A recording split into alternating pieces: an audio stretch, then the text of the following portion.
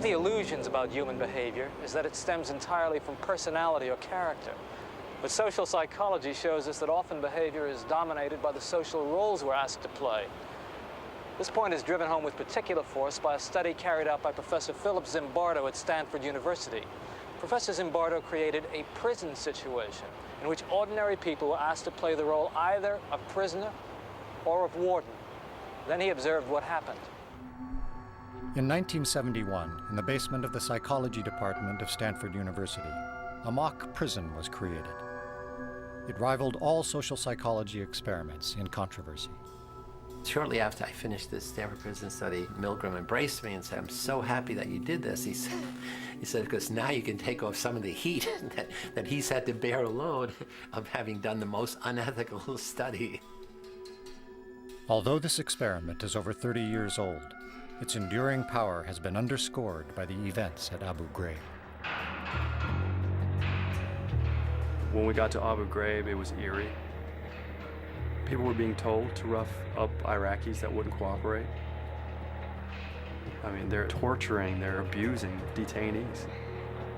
You're looking at the situation thinking, they've condoned this, but why?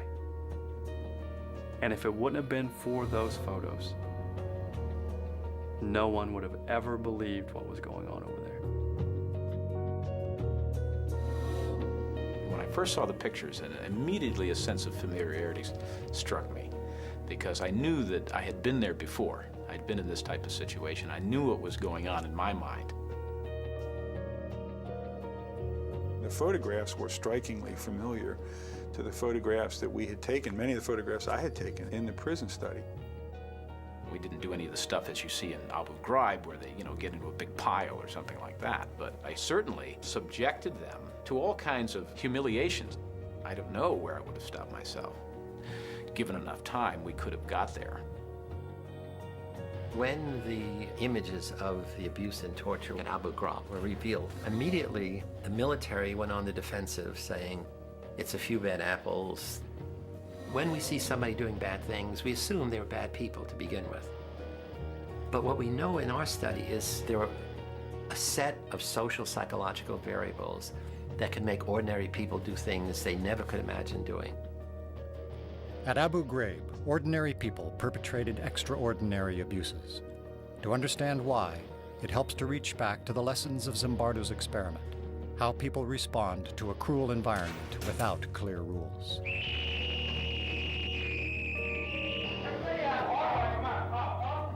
I think he and everybody else who came down into that situation got caught up into that situation.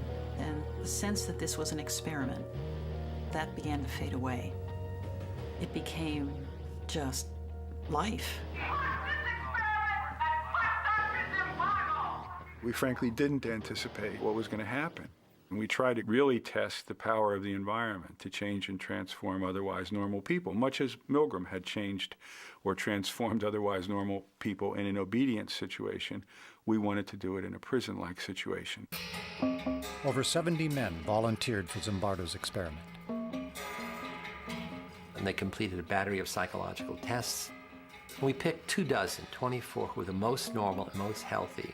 Half are going to be guards, half are going to be prisoners. And it's like flipping a coin, and heads, this one's a guard, this one's a prisoner. So at the beginning, there's no difference in the kinds of people who are in your two groups. When we were given our jobs as guards, we were issued a uniform, which was a plain sort of khaki or lighter colored uniform. And then we gave them the symbols of power, handcuffs, a whistle, a big billy club. And then the other thing we gave them were silver reflecting sunglasses. When you have mirror sunglasses on, then nobody can see your eyeballs. I think that anytime you put on what essentially is a mask and you mask your identity, then it allows you to behave in ways that you would not behave if you didn't have the mask on. To make it more realistic, I had arranged with this Palo Alto Police Department to make mock arrests. When I was arrested, it was a surprise to me. I didn't think I was going to be brought to an actual police station. I didn't think I was going to go through a booking process. The guards then put a blindfold on them, stripped them naked, and then they put them in dresses, smocks with no underpants. Each had a number that replaced their name. They had to know the number, and they could only be referred to by that number. And they had a chain on one foot, which was put there to remind them at all times of their loss of freedom. So all of these things produces a sense of being dehumanized. On the first day, I said, this is not going to work. I mean, the guards felt awkward giving orders, and they'd say, okay, line up, repeat your numbers, and the prisoners would start giggling. Hey, I don't want anybody laughing. 3, 2, 1. And then a very interesting thing happened. Dave Eshelman, who the prisoners named John Wayne, like he's a Wild West cowboy, he begins to be more extreme. I decided that I would become the worst, most intimidating, cruel prison guard that I could possibly be. I see in the future that you do work when you're told. Thank you, sir. Say it again. Thank you, sir. Say bless you, correctional officer.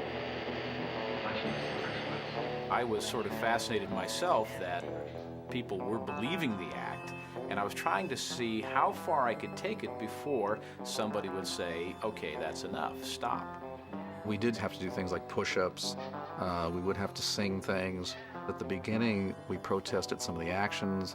We did things to irritate the guards. So the guards' authority was challenged right off the bat. And the guards had to decide how they were going to handle that, and they had to decide it without our input. I mean, again, this was not a Milgram study in which we were standing over them telling them what to do.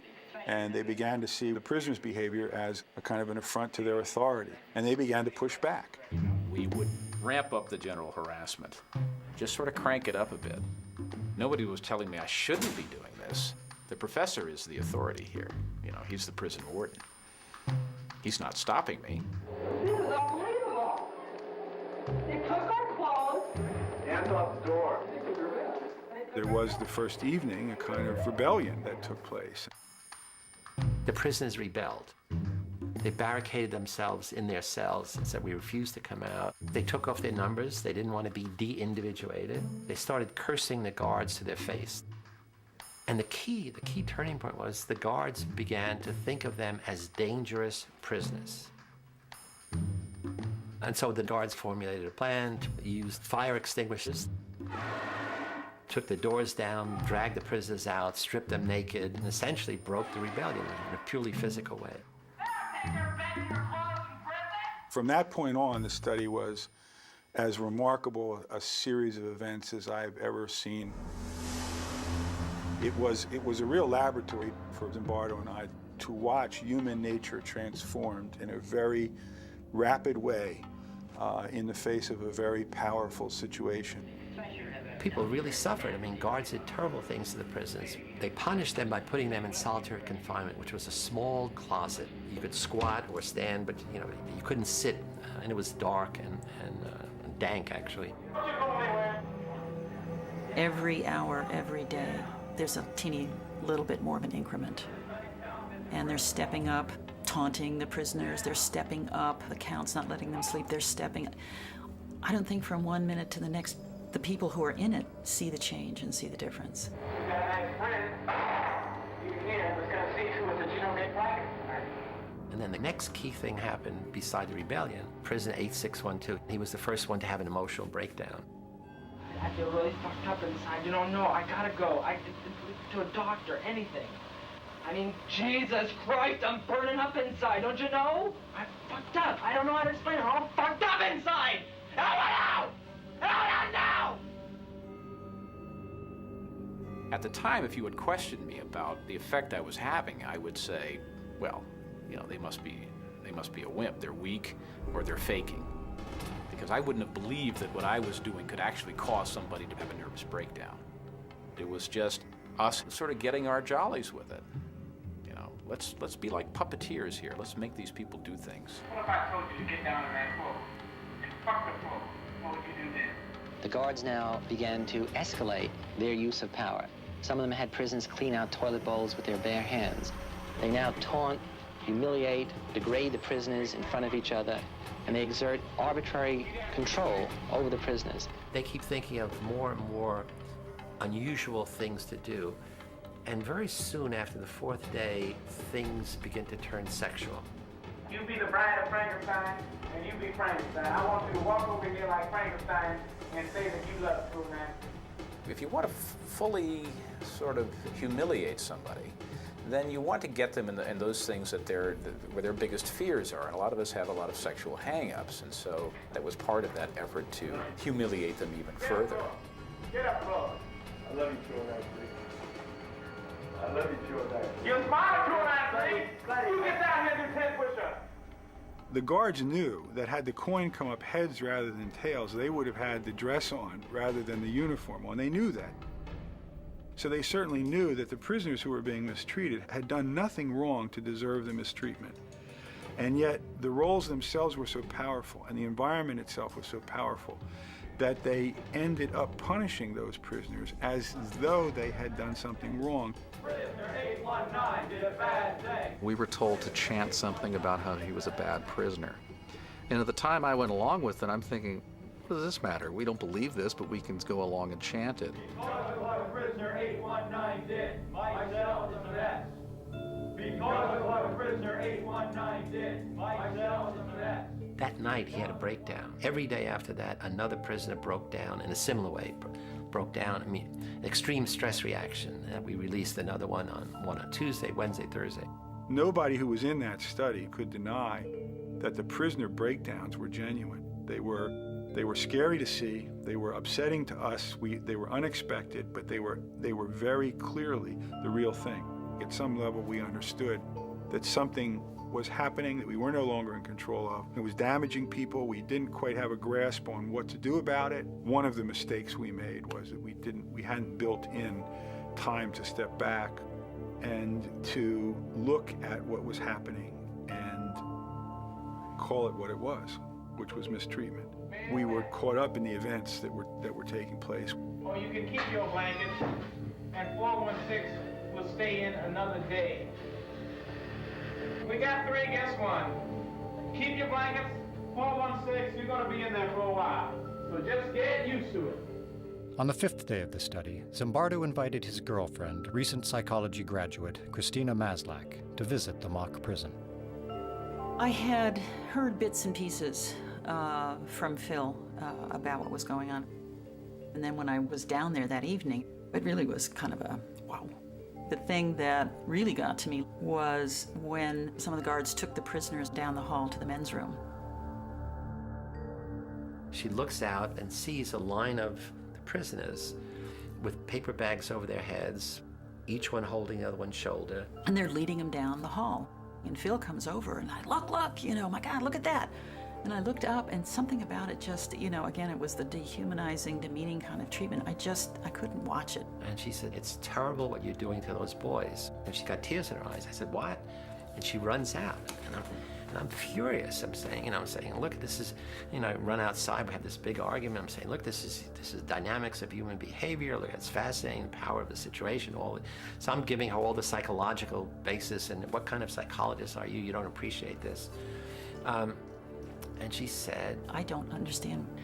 You're a stranger to me. I don't understand this. How could you not see what I see? I mean, you're a caring, compassionate person. I know you from all of these other things. Something's gone wrong here. And then the next thing she said, which had an equally big impact, is, I'm not sure I want to, have anything to do with you if this is the real you. And that was like a slap in the face, because what she was saying is, you've changed. The power of the situation has transformed you from the person I thought I knew to this person that I don't know. And at that moment I said, wow, you're right. We got to end it. After only 6 days, Dr. Zimbardo shut down his experiment. What makes this study interesting, and what makes the Milgram study interesting, it's really about the transformation of human character. People can be seduced into doing things they never thought they could. There are interesting parallels that are coming up now with Abu Ghraib. At Abu Ghraib, standard operating procedures were changed. Normally, military guards are supposed to protect prisoners. Suddenly, they were asked to soften them up for interrogators. We were never trained to be prison guards. The higher-ups said, use your imagination. Break them. We want them broke by the time we get back. As soon as we'd have prisoners come in, sandbags instantly over their head. They would flexi-cuff them, throw them down to the ground. Some would be stripped. It was told to all of us, they're nothing but dogs. So you start breeding that picture to people, then all of a sudden you start looking at these people as less than human, and you start doing things to them you would never dream of. And that's where it got scary. Tier 1A was where a lot of the stuff started happening, and that's what Tier Specialist Grainer was in charge of. One evening, after he got off of his shift, he was hoarse.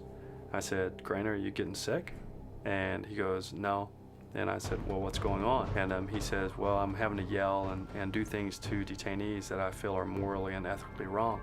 What do you think I should do?" I said, then don't do them. And he goes, "I don't have a choice." And I said, "What do you mean?" He says, "Well, every time a bomb goes off outside the wire or outside the fence, they come in and they tell me that's another American losing their life, and unless you help us, their blood's on your hands as well."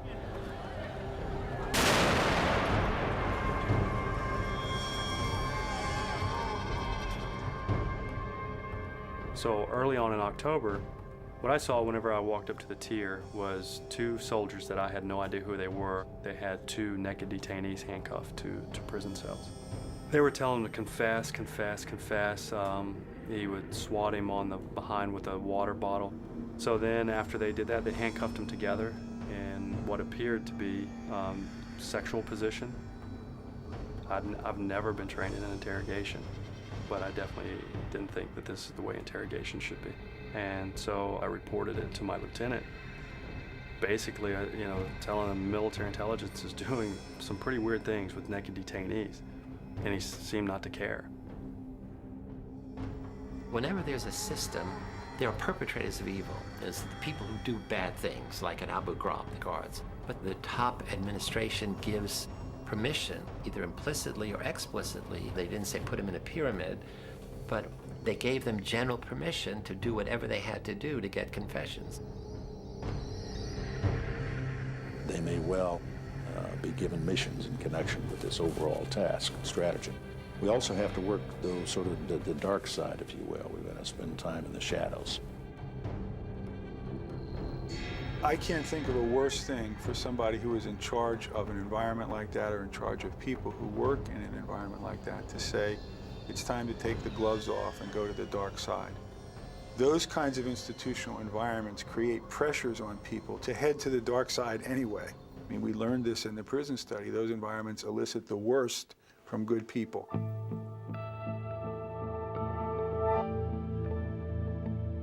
My guess is that 99.999% of our armed forces behave admirably at all times. But it's like the rest of society. There will be a few bad apples that will conduct themselves in ways that we're not proud of. Were there a few bad apples? No. What was bad was the barrel. Who made the barrel? This whole chain of command. I feel terrible about what happened to these Iraqi detainees. They were in U.S. custody. Our country had an obligation to treat them right, to treat them as human beings. We didn't do that. That was wrong. Prior to the Abu Ghraib scandal, Donald Rumsfeld had personally approved a menu of interrogation techniques, including dogs, stress positions, and nudity, that violated long-standing military rules. When you follow an order, you got to be held accountable as well. But the ones that hold the key to that door, the ones that ask you to walk through that door, hold a higher accountability because they know better. I know the situation very closely now because I was an expert witness for one of those guards, Chip Frederick. Exemplary soldier, 9 medals, model father, husband, patriotic, normal, healthy, no sadistic tendencies. Nothing that would indicate he was anything other than an ordinary good guy. And he gets into this place and he is totally corrupted. Sometimes you cross a line, and it's a thin line. At any time that can be crossed by anybody if placed in certain conditions. I think it's a hard conclusion from all of the research evidence to sort of say there's nothing inherent in who you are that would necessarily say, I'm safe, I will never cross the line. That research was done 30-something years ago.